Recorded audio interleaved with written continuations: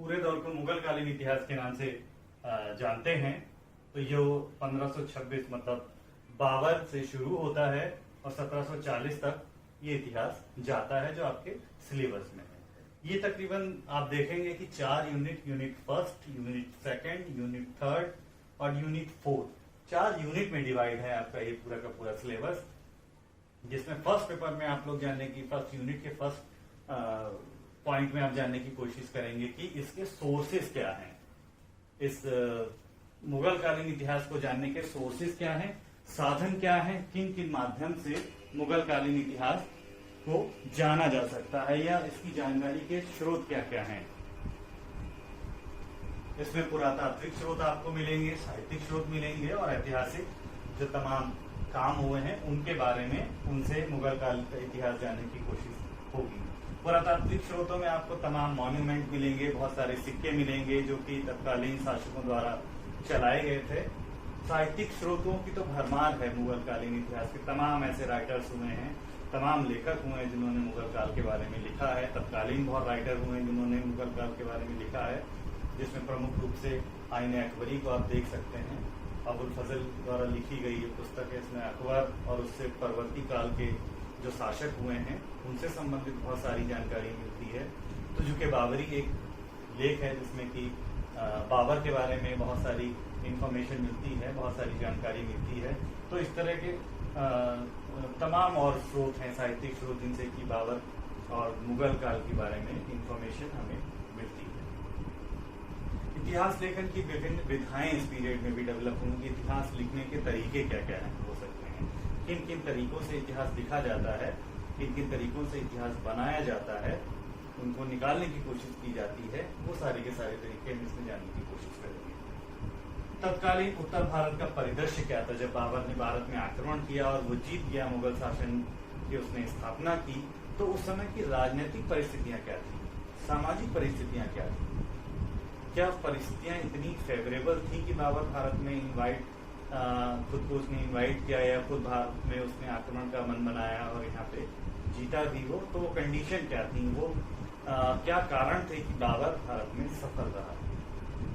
Unit second में हम बाबर को पूरा पढ़ेंगे, उसका इन्वेजन, आक्रमण, उपलब्धियां, अचीवमेंट क्या क्या रही उसकी, एवं व्यक्तित्व उसका कैसा था, किस तरह का व्यक्तित्व बाबर का था, ये इसमें हम जानने की कोशिश करेंगे। उसके बाद हुमायूं को हम जानने की कोशिश करेंगे कि हुमायूं का जो पूरा का पूरा काल कहा जाता है, पूरा पूरा उसका टाइम पीरियड कहा जाता है, वो संघर्ष का काल कहा जाता है। ये कहा जाता है कि हुमायूं जीवन भर लड़खड़ाता रहा, लड़खड़ाते ही उसकी मृत्यु होगी, लड़खड़ाने से वो गिर गया, उससे ही उसकी मृत्यु हो गई। एक्चुअल में लड़खड़ाने से, गिरने से मृत्यु का मतलब है कि एक बिल्डिंग से उतर रहा था, उतरते समय लड़खड़ा गया, लड़खड़ाने से सीढ़ियों से नीचे गिरता चला गया और नीचे जब जाके गिरा तो उसी वजह से उसकी मृत्यु हो गई। इसलिए कहा जाता है जीवन भर संघर्ष में उसका जीवन रहा कि पूरा कोशिश ये करता रहा कि हम मुगल साम्राज्य को कंसोलिडेट करें। लगातार संघर्ष जो यहाँ लोकल राजा थे उनसे होता रहा उसका, एक बार उसे वापस भी जाना पड़ा, लेकिन फिर वो रिवैक हुआ, वापस आया और उसके बाद से उसने भारत में मुगल साम्राज्य को स्थापित किया।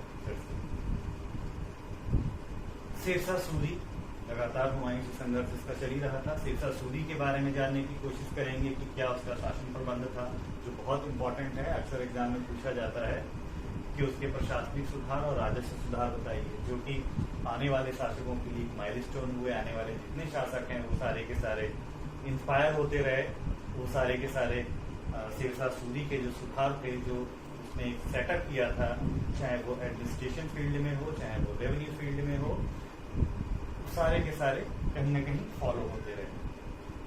अकबर जो एक इम्पॉर्टेंट मुगल कालीन शासक है, जिसके चारों तरफ ही मुगल काल को, अगर हम ये कहेंगे पूरा मुगल काल बाबर अकबर के चारों तरफ घूमता रहा, तो कोई अतिशयोक्ति नहीं होती। दुनिया के महान शासकों में उसका गिनती होती है। तो अकबर की उपलब्धियां जानने की कोशिश करेंगे।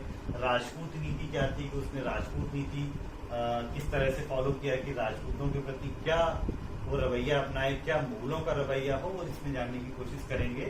धार्मिक नीति, जो बहुत इंपॉर्टेंट एक फेज था, एक अकबर के काल का गिना जाता है कि उसकी धार्मिक नीति किस प्रकार की थी, किस तरह की रिलीजियस पॉलिसी उसने अडॉप्ट की, क्योंकि भारत में तमाम धर्म, प्रांत, संप्रदाय को मानने वाले लोग रहते हैं, तो इनके साथ किस तरह की हार्मनी बनाई जाए, किस तरह का एक समन्वय बनाया जाए। सारे लोग उनके साम्राज्य में अपने अपने धर्म का निर्वाह, अपने अपने धर्म को मानते हैं, साथ ही जो धर्म इनका था उसको भी कंसोलिडेट करें। दक्कन नीति, दक्कन बेसिकली आंध्र प्रदेश के आसपास के क्षेत्र को, कर्नाटक, आंध्र प्रदेश के आसपास के जो क्षेत्र हैं इनको माना जाता है, और इनमें जो मूवमेंट हुआ बहुत इंपॉर्टेंट है उत्तर भारत के लिए। उत्तर भारत की जो पॉलिटिकल सिचुएशन थी वो दक्कन की नीतियों से बहुत ज्यादा प्रभावित हुआ करती थी। दक्कन को कंट्रोल करना, दक्कन को अपने नियंत्रण में रखना ये बहुत इंपॉर्टेंट है। इसके साथ साथ में कौन कौन से विद्रोह उसके समय हुए और साम्राज्य की मजबूती के लिए उसने क्या काम, क्या क्या उसने मिलिट्री मार्चेस किए, ये देखना आवश्यक है। राजस्व प्रशासन क्या रहा, मनसबदारी व्यवस्था क्या थी, और साथ ही साथ अकबर का मूल्यांकन, कि इसके साथ साथ में अकबर ने और क्या क्या काम किए, ये इंपॉर्टेंट होगा देखना है। तो ये बड़ा एक महत्वपूर्ण हो जाता है कि अकबर को हम किस नजरिए से इस फील्ड में देखते हैं, अकबर को किस तरह से हम इसमें एनालाइज करते हैं, किस तरह से इसको देखने की कोशिश करते हैं कि अकबर के पीरियड, अकबर का जो संपूर्ण शासनकाल था, जैसे कि दुनिया के तमाम विद्वान लिखते हैं कि दुनिया के जो महान शासक हुए हैं उनमें अकबर भी एक शासक है। तो ये अकबर के बारे में बहुत इंपॉर्टेंट है कि आपके सिलेबस में है, आप इसको पढ़ने की कोशिश कर रहे हैं, आप जानने की कोशिश कर रहे हैं कि दुनिया के जो महान राजा हुए हैं उनमें से अकबर एक महान राजा था। तो उसकी अचीवमेंट क्या थी, मिलिट्री अचीवमेंट क्या थी, उसकी सोशल अचीवमेंट क्या थी, उसकी रिलीजियस अचीवमेंट क्या थी, इन सारी अचीवमेंट्स को, इन सारी चीजों को हम जानने की कोशिश करेंगे इस स्टेज में। इसके साथ साथ में राजस्व प्रशासन क्या था, कि टैक्सेशन का, राजस्व का मतलब होता है टैक्स वसूली, कि राजस्व का प्रशासन, राजस्व बहुत इंपॉर्टेंट है कि भाई कोई भी शासक है, कोई भी राजा है, तो उसका खजाना अगर खाली है तो वो शासन संचालन में मददगार नहीं हो सकता है। तो इसलिए आवश्यक है कि उसका खजाना भी भरता रहे। तो उसके लिए टैक्सेशन यही मेन सोर्स है खजाने को भरने का। तो टैक्सेशन कितना एफिशिएंट तरीके से हम उसको इम्प्लीमेंट करें, उसका प्रशासन कितना चुस्त दुरुस्त रहे, ताकि जो पैसा टैक्स के रूप में आ रहा है वो मैक्सिमम गवर्नमेंट तक पहुंचे। इसके साथ साथ में मनसबदारी व्यवस्था क्या थी और अकबर का मूल्यांकन, ये टॉपिक है अकबर के फेज में, इनको हम डिस्कस करेंगे। तो ये लगभग आपकी 2 यूनिट में इतना पोर्शन कवर हो जाएगा।